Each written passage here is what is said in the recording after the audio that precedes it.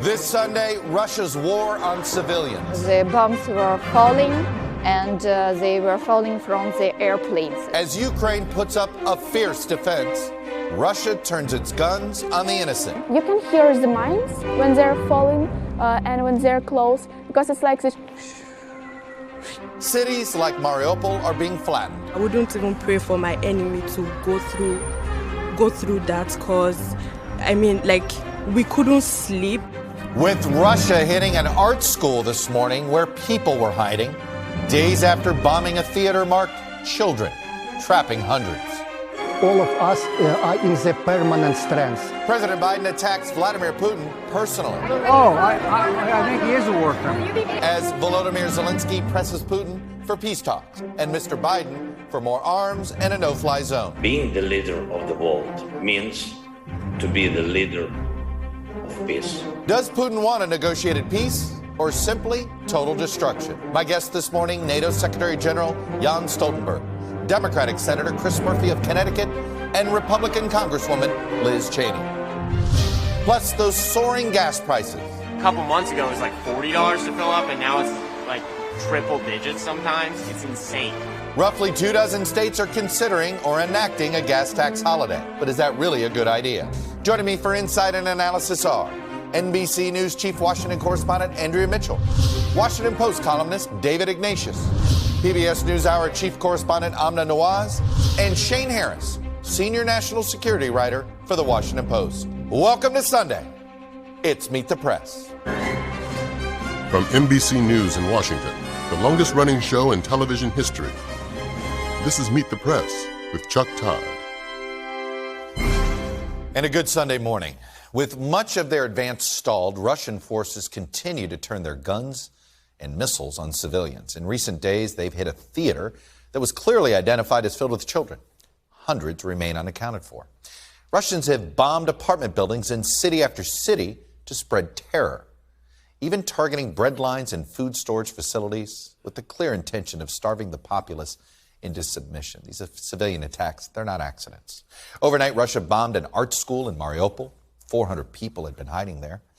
President Biden has gone to the extraordinary step of calling Vladimir Putin a war criminal.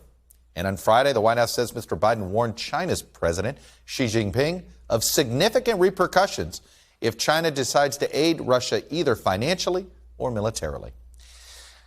But Vladimir Putin now apparently accepts that Volodymyr Zelensky is the leader of the Ukrainian people and will remain so even after this war. It's a big concession, but he's still refusing to meet with Zelensky one-on-one, at least for now. So does Putin even want a peace deal, or does he want to flatten Ukraine so nobody can have it? We're going to begin this morning with a report from Kyiv, which remains under Ukrainian control despite the Russian onslaught, with our chief foreign correspondent, Richard Engel. And Richard, it seems as if this was the week that Russia amped up missile strikes. Are they no longer trying to use a ground invasion to take over Kyiv? Here in Kyiv, the mood has changed significantly. People are coming out onto the streets. They're feeling much more confident. But everything in this city feels like it's in a bit of suspended reality. Nobody is working. The economy has more or less stopped. Nobody's paying taxes. People aren't making plans for the future. They're just making weapons in their homes while the Russian offensive is paused. But the expectation is that Russia is just refitting, rearming, regrouping, and that it plans to hit this city and other cities with even more ferocity as it brings in heavier weapons. And Russia is already starting to use heavier weapons. It used the hypersonic missile, which caught a lot of people's attention. But the concern here is that it could bring in its heavy artillery pieces that would do the most damage. And this is typical Russian military operating procedure. When it hits a wall, it brings in bigger hammers to smash through that wall.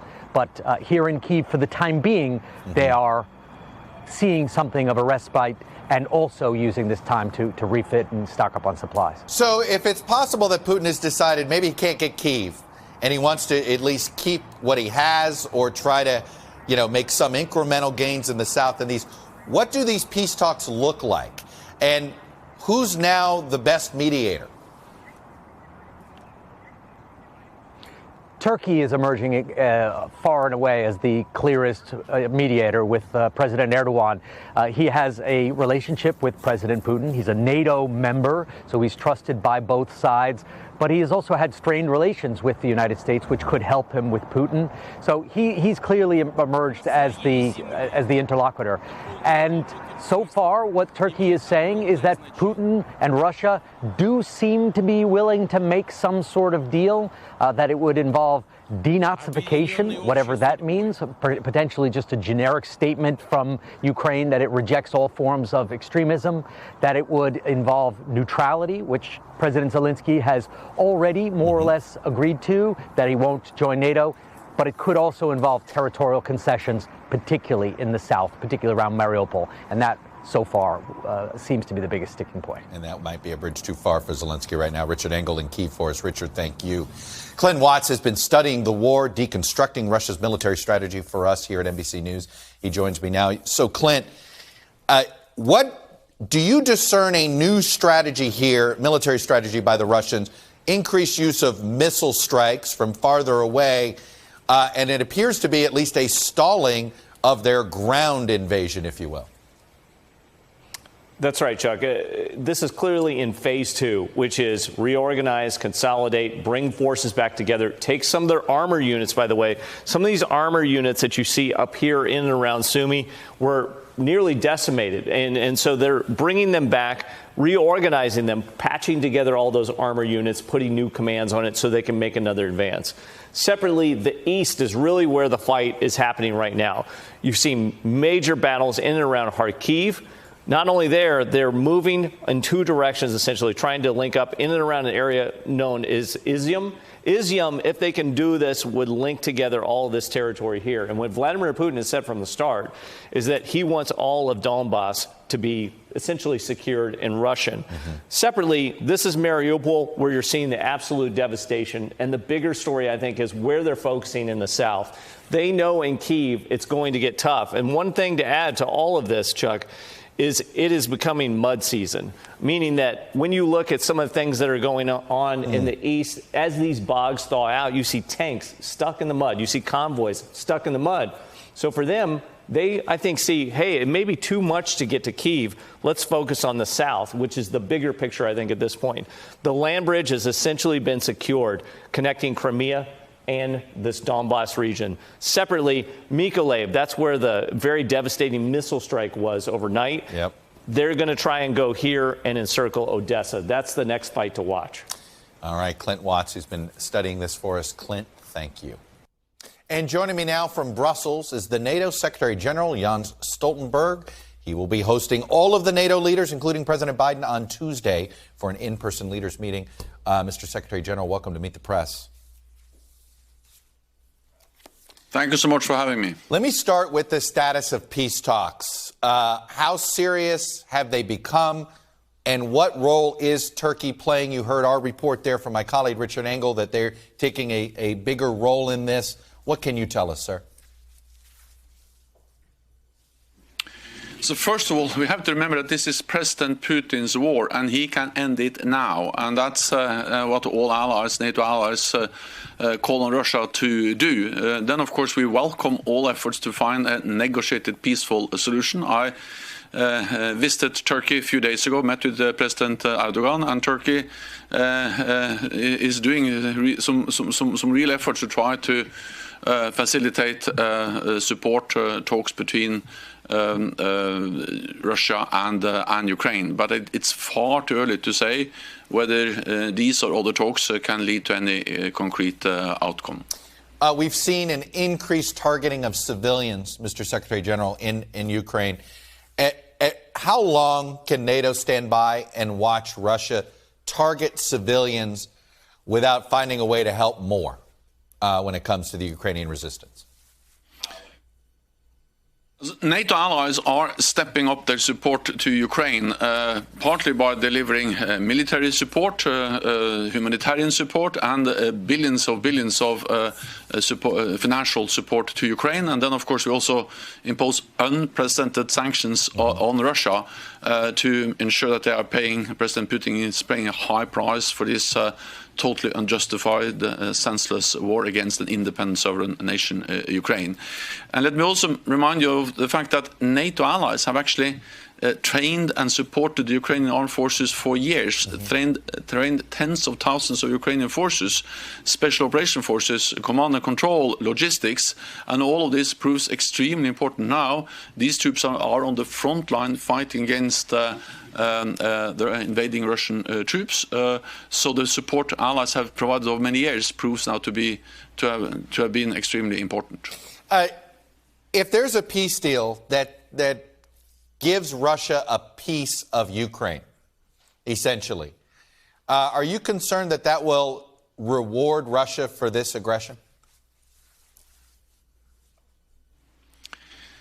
Ukraine is an independent sovereign nation, and I have full trust in President Zelensky and the government in making the right judgments of what kind of peace talks they should engage in and what kind of agreements they can agree to.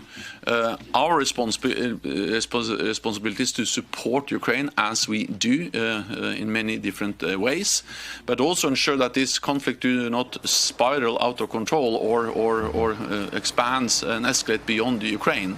And that's also the reason why we have significantly increased our military presence in the eastern part of the alliance. I want to ask you about Tuesday's meeting in the agenda. First thing, have you invited President Zelensky to attend remotely?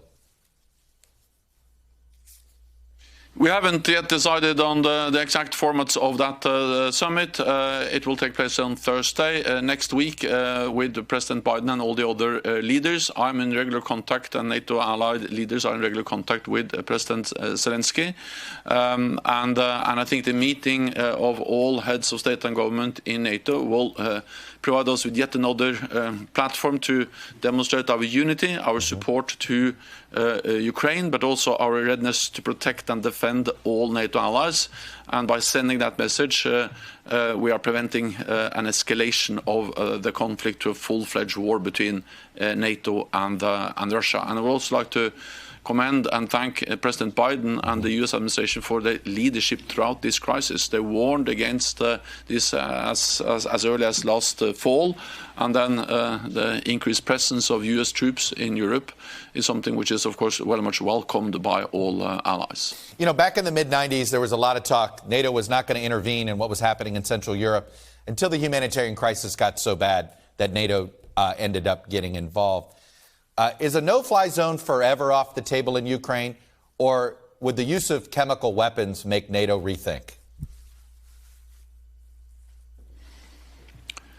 So, allies support Ukraine, but at the same time, it is extremely important that we prevent this conflict becoming a full-fledged war between NATO and Russia, because that will cause much more damage, much more death, destruction than what we see now in Ukraine. Russia is a nuclear power. President Putin is now conveying very dangerous nuclear rhetoric, and therefore we are supporting Ukraine, but at the same time significantly increasing the military presence with troops on land, at sea and in the air. Germany, UK have doubled their presence in the Baltic countries, in their battle groups there. The US have now 100,000 troops in Europe, and there are tens of thousands of troops in the eastern part of the alliance to send a message that escalation beyond Ukraine will be met with a very firm response from the whole alliance. And by doing that, we are preventing a conflict, not provoking a conflict in Europe. Russia's use of chemical weapons, would that be considered, though, an escalation on his part that would make NATO rethink?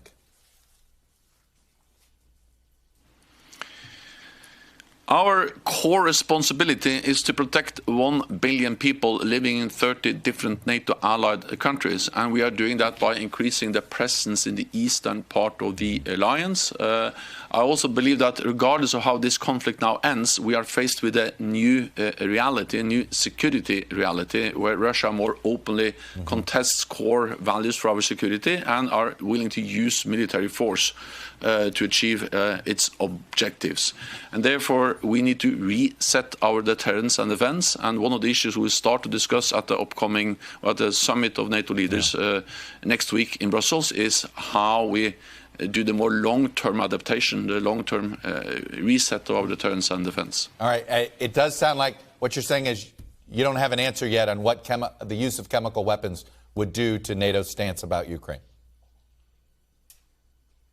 So any use of chemical weapons will be a blatant and brutal violation of international law, the ban on the use of chemical weapons. At the same time, we know that Russia has used chemical agents in Europe before against their own political opponents, and Russia has been facilitating, supporting the Assad regime in Syria, where chemical weapons has been used. So this is something we take extremely serious, but at the same time, again, we are not, as we are very much aware of that we need to act in a way that prevents this conflict from going from being a very bloody, ugly, horrific conflict in Ukraine to something that turns out to be a full-fledged war between NATO and Russia in Europe, and also potentially involving, of course, the United States directly. That will be extremely dangerous, and that's is exactly what we need to prevent. All right. Mr. Secretary General Jan Stoltenberg, the NATO Secretary General, appreciate you coming on and sharing NATO's perspective with us. Joining me now is Democratic Senator Chris Murphy of Connecticut. He's been a leading voice supporting Ukraine in Congress for a number of years now. Senator Murphy, welcome back to Meet the Press. I want to pick up on this. He did not want to say that chemical weapons was a red line. Is chemical weapons a red line for the United States government, in your mind? Should it be for the Biden administration when it comes to what we do about whether we do a no-fly zone and get more involved in Ukraine militarily? Yeah, listen, I think we need to make clear to the Russians that our level of commitment to the Ukrainians and our participation in this conflict is going to be proportional to the tactics that the Russians use inside of Ukraine. There is no doubt that we have dramatically stepped up the transfer of weapons to Ukraine since the Russians have begun this brutal campaign of targeting civilians. We've sent drones. We have sent new anti-tank missiles, $1 billion of assistance in the last week. So I don't think the United States needs to draw specific red lines today. I think we just need to make clear to the Russians that our involvement in this war is going to increase if their tactics targeting civilians also increase. Do we have to get to the uncomfortable position that Putin may remain in power, get a piece of Ukraine, and we get a peace deal and Zelensky stays in power? That's an uncomfortable potential result, but it feels as if peace talks are at all serious, we could land in that sort of uncomfortable zone. So peace talks are always uncomfortable, and this is a terrible position that Zelensky is in because he sees what's happening. The Russians right now do not have a path to get to Kyiv. What you see is they are taking up defensive positions. There's news overnight, in fact, that the Ukrainians have made advances in and around Kyiv. And so this assault into the cities, this targeting of civilians is going to get worse, increasing the pressure on President Zelensky to get a peace deal. Listen, Stoltenberg is right. This is ultimately up to President Zelensky as to the terms of this agreement. But if President Zelensky makes the choice to reject these claims of annexation, the United States people will be with them. The United States will stand with Ukraine if that is a bottom line for the Ukrainian government. I think neutrality is on the table. I think sort of increased devolution of power to some of these eastern regions should be on the table. Annexation will be a very tough pill for Zelensky to swallow, and the United States is going to support him in whatever decision he makes. Are we going to let Putin back into the world order, even incrementally, if there is some sort of ceasefire? I mean, the answer probably, look, if Zelensky negotiates this week, we may have to. How does that work? Is he going to be less of a pariah than, say, Fidel Castro was for 50 years? But listen, he was in the world order because we allowed for our allies and the United States to be dependent on the products that he produced. So, no, we should not allow Vladimir Putin back into the world order, but we should also be wise to the fact that this is the moment to make the United States, Europe, the rest of the world independent of the product that Russia makes, oil and gas. And if we don't do that, then you will ultimately be forced to keep him at the table. President Biden called Vladimir Putin a war criminal this week. There are a lot of people that agree with that assessment, but question whether the president himself should have personalized it. Where are you in this? Well, I don't think you can do anything other than call Vladimir Putin a war criminal. He is. I mean, what he is doing right now, as we speak, targeting children, maternity wards, schools inside Ukraine, clearly crosses a line. And what we're seeing is we're going to negotiate with a war criminal. Yeah, but what we've seen. I mean, that is what's difficult here, right? We didn't negotiate with Milosevic. Well, listen, this is ultimately a decision that Zelensky is going to make. But listen, this is a moment where we need to come together in Washington around President Biden. President Biden is showing moral leadership, just like President Zelensky is showing moral leadership. I got a lot of Republican colleagues right now who are using their time to criticize President Biden, to vote against Ukraine aid on the floor of the House and the Senate. Well, President Biden is standing up there saying and doing the right thing. So I'm proud of President Biden for drawing a moral line against Vladimir Putin. I'd rather have my Republican colleagues supporting him rather than attacking him. One of the first times you and I talked publicly about Ukraine was during the first President Trump impeachment. One of your traveling companions frequently was Ron Johnson.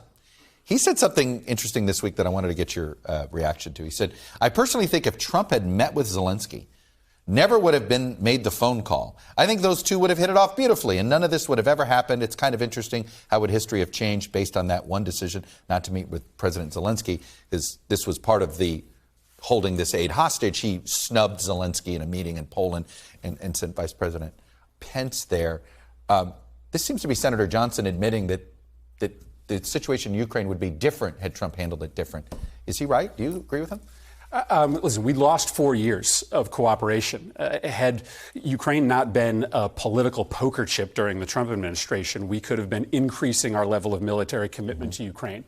I don't know if I can sit here today and say that things would have been different. I think ultimately President Putin wanted to control Ukraine, and he was going to stop at nothing in order to bring it back into Russian orbit. And so, yes, I think Ukraine would be in a better position to defend itself today had Trump not played games during those 4 years. But I'm not sure that anything was going to stop Vladimir Putin from moving troops into Ukraine. Is this the right time to do the Iran deal? There's no choice but to do the Iran deal. I mean, can you trust the Russians? I mean, this is a case where we have to.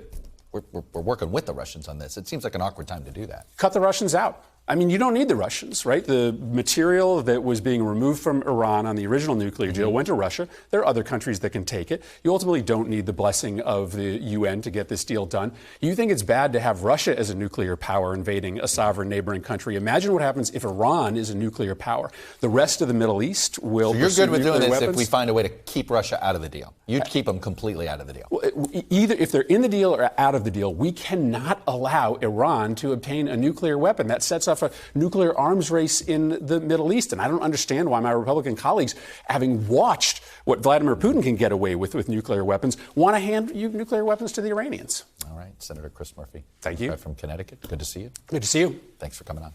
When we come back, one of the more hawkish voices on the Republican side of things. I'm going to talk to Congresswoman Liz Cheney about the war in Ukraine.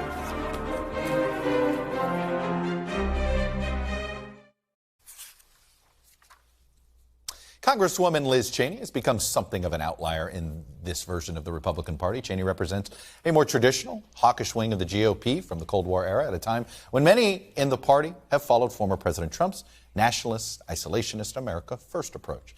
And of course, Cheney has risked her own political survival by condemning Mr. Trump over January 6th and for simply agreeing to join the congressional inquiry on January 6th. We wanted to get her thoughts, though, on the war in Ukraine.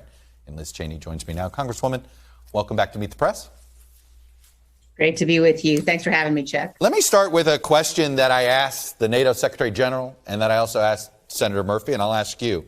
The use of chemical weapons, is that a red line in your mind for whether NATO should at least intervene to protect civilians in some form in Ukraine? I think that it should be, Chuck, and I think that we in the West, the United States and NATO, we need to stop telling the Russians what we won't do. We need to be very clear that we are considering all options, that the use of chemical weapons is certainly something that would alter our calculation. And we need to understand that, we shouldn't be in the business of, some have called it self-deterrence. Putin's actions so far have demonstrated, first of all, that the Russian military is nowhere near as capable as the world perhaps thought it was, probably not as capable as Putin thought it was. And they need to understand that if the brutality here increases, the United States will contemplate and consider every possible range of actions along with our NATO allies. And I think it's important that they know that we will contemplate changing the calculation in terms of humanitarian challenges and the humanitarian devastation the Ukrainian people are facing. Congresswoman, we seem to be in a bit of a conundrum with Putin. He's extraordinarily weak right now on one hand. It's clear, as you just pointed out, his military is not what he thought it was. And yet he is cornered. He does have nuclear weapons. So I guess the thing is, are you going to be comfortable if President Zelensky comes to some sort of truce with him? That codifies some of Ukraine into his hands, essentially rewarding him for this aggression. What is that line we strike there? Not rewarding him for aggression, but trying to get peace here. Well, I think you've put your finger on that, Chuck. I think it's very important that Putin not reap any rewards at all for this aggression. I think territorial gains would be a reward for him. I think that we cannot be in a situation where the security and the peace that has been guaranteed really since 1945 on the continent of Europe, certainly suddenly now powers believe that by the kind of onslaught that you've seen, kind of war crimes, the kind of brutality you've seen Putin unleash, that they can gain from that. So I do think it's critically important for the United States and for NATO to be clear. Obviously, we are going to support President Zelensky, but we need to be very clear. We do not believe Putin should be able to benefit from the actions he's taken. It sounds like if you have a critique for the Biden administration, it's less on the actions that have been taken and more on the rhetoric that they've said or not said. For instance, allowing the appearance that Putin gets to dictate the terms of engagement here. Is there something more substantial you would be doing other than changing rhetoric right now? Many things. First of all, I would completely stop the negotiations that are underway for re-entering this Iranian nuclear deal. It is absolutely indefensible to be in a situation right now where we're, number one, contemplating giving the Iranians billions of dollars in sanction relief, giving them a pathway to a nuclear weapon. That money is going to be used not only to destabilize probably the world, not just the region. They'll use it to help to fund terrorism and support. It also benefits Russia directly. And Russia, as you pointed out, is organizing those talks. What did you think of Senator Murphy saying, cut the Russians out? Do this deal without them. Is that possible? Look, I just completely disagree with Senator Murphy's concept that we should be doing this deal. It is wrong to be doing this deal no matter what. It is certainly indefensible with the Russians in the middle of it, given that they are a pariah state, that Putin is a war criminal. Even if they weren't in the middle of it, though, this is absolutely the wrong time to be providing a windfall to the Iranians. And the deal does not stop them from getting a nuclear weapon. It actually gives them a pathway to a nuclear weapon. And I think that those negotiations should stop immediately. I want to ask you about, and I know you've been asked a version of this question before, but I want to put up what Adam Kinzinger said. He said he doesn't regret many votes, but one that he does regret is that he didn't vote for the first impeachment that was involved with the Ukrainian situation. And I know what your answer has been in the past. You didn't think the case had been made. But I'm curious, you're on this January 6th committee. You've seen all the different ways that circumstantially that President Trump reacted. In hindsight, does it not seem conceivable that he really did hold money hostage for his own political gain, and that was indeed an impeachable offense? You know, I believe, Chuck, all of us who are in positions of public trust have an obligation to the Constitution.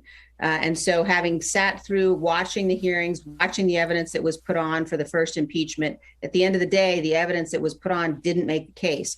The January 6th situation and attack is obviously something that is fundamentally different. We all watched that unfold in real time. We all lived through that attack. But I will say that the January 6th committee is very much focused on lessons learned from that first impeachment, and very much focused on making sure the American people have all the facts and the truth about what happened. All right, let me ask you about that finally, just before I let you go, which is the public expose that you guys are eventually going to do. Is this going to? You say it's going to make recommendations. Should we expect criminal referrals on this? And should we expect something? How much new do you think the public will learn that will actually change the way they thought about January 6th? Well, I think certainly our first priority is to make recommendations. And we're looking at things like, do we need additional enhanced criminal penalties for the kind of supreme dereliction of duty that you saw with President Trump when he refused to tell the mob to go home after he had provoked that attack on the Capitol? So there will be legislative recommendations, and there certainly will be information. And I can tell you, I have not learned a single thing since I have been on this committee that has made me less concerned or less worried about the gravity of the situation and the actions that President Trump took and also refused to take while the attack was underway. Well, that's quite a statement, and I think I'm going to let that stand as the end of this interview. Congresswoman Liz Cheney, appreciate you coming on and sharing your perspective with us. Thank you. Great to be with you. Thanks, Jeff. When we come back, President Biden called Vladimir Putin a war criminal. He may be right. Well, was he right to say it publicly? Panel is next. Welcome back. Panelists here. NBC News Chief Washington Correspondent Andrea Mitchell, the Washington Post Foreign Affairs columnist David Ignatius, Shane Harris, National Security Reporter for the Washington Post, and PBS NewsHour Chief Correspondent Amna Nawaz. All right, China and the role they may or may not play here, Andrea. I want to put up the two readouts because the good news was the readouts indicated they were at least on the same phone call. Sometimes you get readouts and they're not. I'm going to put up quickly what the Chinese side said. All sides need to jointly support Russia and Ukraine in having dialogue and negotiation that will produce results and lead to peace. U.S. and NATO should also have dialogue with Russia to address the crux of the Ukraine crisis and ease the security concerns of both Russia and Ukraine. And, of course, the White House emphasized that they warned China, don't help the Russians. He described the implications and consequences if China provides material support to Russia as it conducts brutal attacks against Ukrainian cities and civilians. We love to say, watch what they do, not what they say, whether it's Russia or China. But what they said indicated something, Andrea. What they said, though, indicated they had to talk about Taiwan because everyone is analogizing Ukraine and Taiwan. They had to separate that out. And also because President Biden, frankly, last October in a town hall was a little bit off the one-time China policy. He was less ambiguous than previous presidents have been, going all the way back to 1979. They had to lay that as a marker. That said, there was other language in there. And talking to officials on both sides, frankly, there's, first of all, saying that the U.S. and China have a stake as Security Council members in working something out, not just NATO and the U.S. with Russia, but also nobody really thinks that despite Russia's request, which the U.S. leaked, again, leaking intelligence, no one really thinks that China was going to provide weapons. But this was sort of a don't do it. It's drones, it's UAEs, it's the money. It's getting around the sanctions. Because they've done that for North Korea in the past. Right, exactly. It's the material support. When they said material support, they don't want that. And the fact is that Secretary Blinken actually met with the Chinese ambassador. After the call? After the call. In person? In person. Yep. He was going over to the State Department to see the Deputy Secretary, Wendy Sherman, and they had a meeting which has not been reported. And there is follow-up here. China wants to be seen as a neutral broker. And they don't want to be seen as embracing the civilian horrors that we are seeing. So, they're David, not at all happy about it. You think Putin received the message that China's not going to be his lifeline? So I think Putin should be worried that China, his only meaningful ally, is distancing itself. And that's the way I read this call. China wants to distance itself enough from Putin that it isn't taken down with this invasion of Ukraine. I mean, in a sense, the biggest obstacle to Xi's China dream, as he calls it, this idea of China emerging as a dominant player, right now is the alliance with Russia, which is a pariah. Which poisons Xi's future. So I think the call was part of a number of things we've seen. There was a very explicit op-ed written by the Chinese ambassador in the Washington Post. Well, that was the most significant. Saying, we're not on board. We believe in territorial integrity and sovereignty. So if I were Putin, I'd be worried about my erstwhile Chinese allies. So let's talk about NATO this week, Amna. What should we expect from this meeting? So that's obviously ongoing negotiation right now, exactly what they're going to do. The G7 countries are going to be the nation where they talk about additional, economic sanctions and steps they can take. What's left on the sanctions front?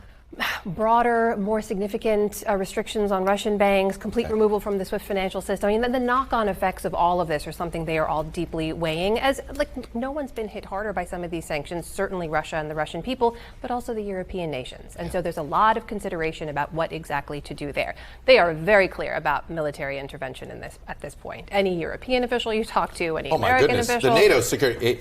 You heard the two American representatives, they're ready to go to war. I'm not saying they don't want to, but absolutely. But boy, the NATO Secretary General seemed to really, the chemical weapons was not going to be a red line. No, he said there would be a violation of international law, and so the question there is, and then what? And we've seen that before. I mean, we saw that in Syria. And let's be clear, too, the line from what we saw in Syria and Russian aggression there and the brutal aerial bombardment of Aleppo, there's a direct line from that to what we are seeing now. So the military line, if there's a red line at all, it is just an Article 5 violation, and that is a direct attack on NATO or NATO interests.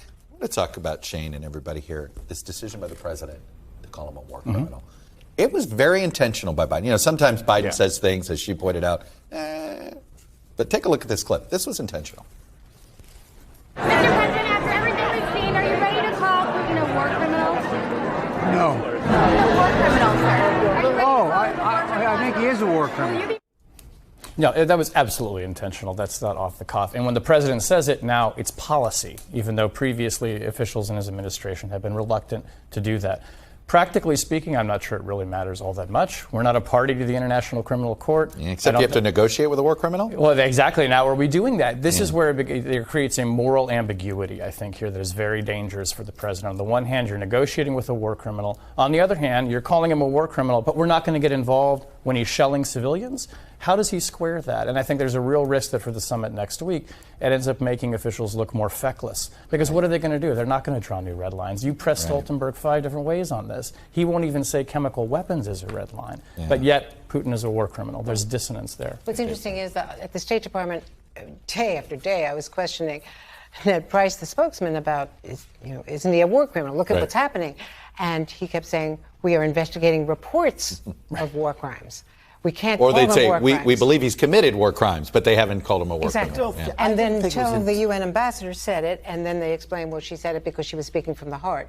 But then when the president said it, then it became policy, as Shane says, and it became policy, and you're going to end up negotiating with Vladimir Putin no matter what happens. David? So, I mean, at the end of the day, this will require an off-ramp. It will require a negotiation. And for Putin especially, a person who takes things so personally, who just feels humiliated, slighted, obviously has this huge chip on his shoulder, to make an ad hoc attack, I think was really unwise. And I don't think it was pre-planned. I mean, there was a big crowd. Not Somebody pre-planned, shouts I do think people have been trying to get him to up his rhetoric in general, and he grabbed that. Chuck, that was Joe Biden. I mean, Joe Biden, he's just, average Joe. He is a war criminal, and you ask him, so he says, yeah, he is. But after seeing Mariupol, and after seeing that video that day, they felt, and he felt, that he could no longer, it sounded too legalistic and too cute by half. To somehow try to. And it is a legal definition, right? And that's something the prosecutors have to figure out. Putin has to be held responsible. Forced displacement is also a war crime. And the UN has new numbers this morning, 6.5 million Ukrainians internally displaced on top of the 3.5 million refugees. You're talking about 10 million people affected. And I think we're up to 1.5 million children. Just don't close doors to the settlement that's necessary to keep that country from being destroyed and to prevent escalation into something that's a nightmare. All right. When we come back, we're going to look at a lighter story. Literally, should daylight saving time become permanent? Just might. And as we go to break, though, I want to note the passing on Friday of Alaska Congressman Don Young. Young was the longest-serving Republican ever in the House of Representatives, and he was best known for bringing federal projects, earmarks, or pork barrel to his state. Former Speaker John Boehner said Mr. Young had once pinned him against a wall and put a knife to his throat, upset about a lost earmark. Don Young would joke later that the more Boehner told the story, the bigger the knife got and the closer to his throat the knife got. Don Young was one of a kind, and he was 88.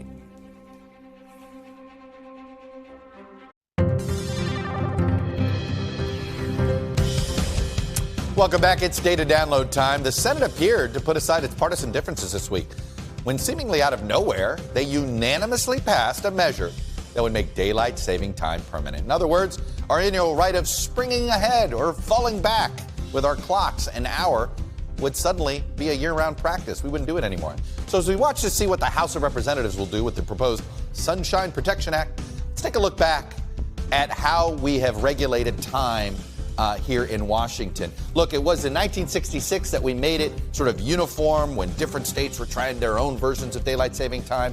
And then we started making it instead of 6 months and 6 months. We're now up to about 8 and 4. We've done that incrementally. For what it's worth, we did try permanent daylight savings time. It was a 2-year experiment in the 70s. It went so well, we repealed it in less than 2 years. There's a reason why it didn't go so well. I'll tell you in a minute. But right now, the public's kind of divided on this. 35% want to keep doing this while fall back and spring forward.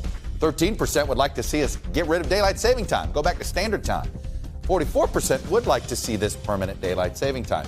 But I'll tell you, this impacts people in different places. Here's just right now the Western time zone, Pacific time zone. If permanent daylight savings time, Las Vegas's sunrise would get to close to 8 a.m. Look what would happen in Seattle, a little further to the west here. It would move to nearly 9 a.m. Would wreak some havoc on kids walking to school or walking to school bus stops. Now look at the East Coast. Boston's sunrise would move to 8:15 a.m. in the morning on January 1st. Look what would happen on the other edge of the Eastern time zone. Nearly an hour later would the sunrise in Detroit. Look, there's a reason Marco Rubio's for this. State of Florida, not really impacted. Not too far to the east, not too far to the west in that time zone. So kind of easy for Florida, kind of harder for many other parts of the northern tier. When we come back, with gas prices soaring, more than 20 states are considering or have already enacted a gas tax freeze. It's obviously a popular idea, but is it really a good one? Stay with us. Welcome back. The biggest domestic political fallout from the current war, obviously, is gas prices. And we are up to some 24 states that are considering gas tax holidays. One right here in neighboring Maryland already has done it. Georgia's already done it. It's hard to say no to these as a politician, Shane, is it not? Absolutely, and it's something that the states can do unilaterally, right? They can take a bigger chunk out of the gas prices than the federal gas tax can be. At the end of the day, it's not going to dramatically lower the price at the pump, though. I mean, these prices are factored in. Oil is sold on the global market. It's an index price. Mm-hmm. It can make people feel really good, and it can let the governors say, hey, I'm doing something for you, when maybe it looks to make the president look a little bit weaker. But it's a Band-Aid. It's terrible policy. First of all, there's no guarantee legally that the producers or the retailers are going to pass that break on to the consumers. Yeah. Second of all, it gets people to drive more when supplies are short, so it's going to pump up prices overall because it's inflationary. Right. And third of all, it's terrible climate policy. Mm. So it's really bad policy. It's also terrible pothole policy. Forget climate. Like, right. It depletes the transportation fund. The Highway Trust Fund. So it's a $20 billion hit on the Highway Trust Fund if everyone did it. But the other thing is the windfall profit tax, and that's what senators and other House members are really looking at. But that would get producers to produce less. So there's no really quick The issue is the oil supply. So I got to ask, David, is the Iran deal, is some of the motivation here about increasing some supply too? Is this why we're still... I don't think it's the reason. I think, or is it a benefit? There's a genuine desire, obviously, to cap the Iranian nuclear program again, but that is a side benefit. The administration had hoped that our erstwhile Saudi friends might help out by pumping a little more oil. That doesn't seem to be happening. They said niet. They said they did. Right. So I think that is a benefit. I just have to say about gas prices. I know that this is a big political issue, but there's a sense of disproportion. I mean, here's the center of Europe in flames, and the big issue in America is our gas price going to go up, by another 50 cents. People ought to just, part of being a superpower is sucking it up and getting through But political leaders have to then make that case, though, right? I'm not I don't disagree. You've got to say that, and we kind of say, hey, that's going to take some sacrifice Oh, by the way, the administration's thinking about passing out gas cards. You want to talk about messing up the supply? That would have done that. Gas prices are the easy thing to point to, right? Yeah. Both for Republicans who are looking to make a point against this president and also for people to say, how am I feeling day to day?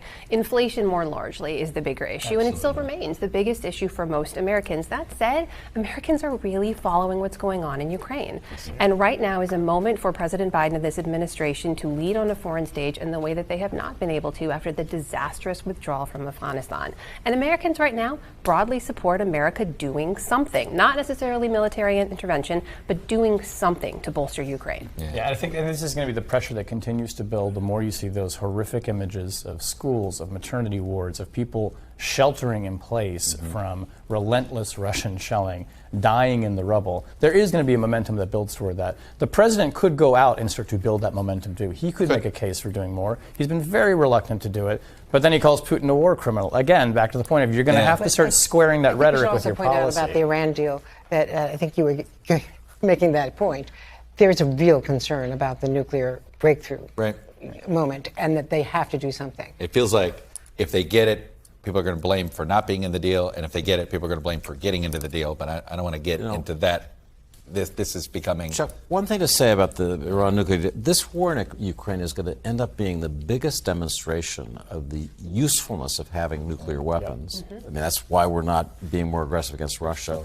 And the danger of giving them up, as Ukraine did. I mean, would Russia have attacked Ukraine with nuclear weapons? No, it wouldn't have. So if you're Iran, if you're Saudi Arabia, if you're to go down the list, every country is going to say, oh, I get it. I have to have nuclear weapons.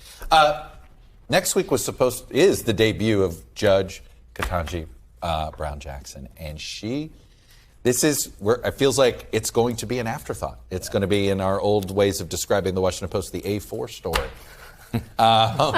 And you know, does that matter? Does that, I guess, hurt President Biden politically because he doesn't get sort of a little bit of an afterglow?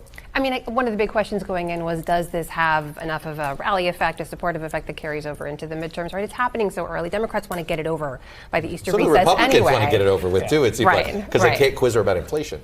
Sure, but they can still ask her about a lot of things. I think in many ways it's going to be a repeat of the hearings she went through almost a year ago, right? A lot of the same issues are going to come up. Not much has changed since then, and the lens has completely refocused. America is paying attention to different things. Some of the Republican votes may have changed because now they feel they have to be in lockstep against her. Yeah, it's becoming a more party line vote. But the other thing is that it's not going to change the character of the court because she's replacing Breyer, and so it's a liberal for a liberal, and it's not going to change votes on the court. It is an historic moment, though, and we shouldn't overlook that. I completely agree, and it's why we wanted to make a quick note of it here. Thank you all. Terrific panel. That's all we have for today. Thank you for watching. My bracket's busted, and I didn't even make it through today. We'll be back next week, because if it's Sunday, it's Meet the Press. That's right. We're all St. Peter's Peacocks fans.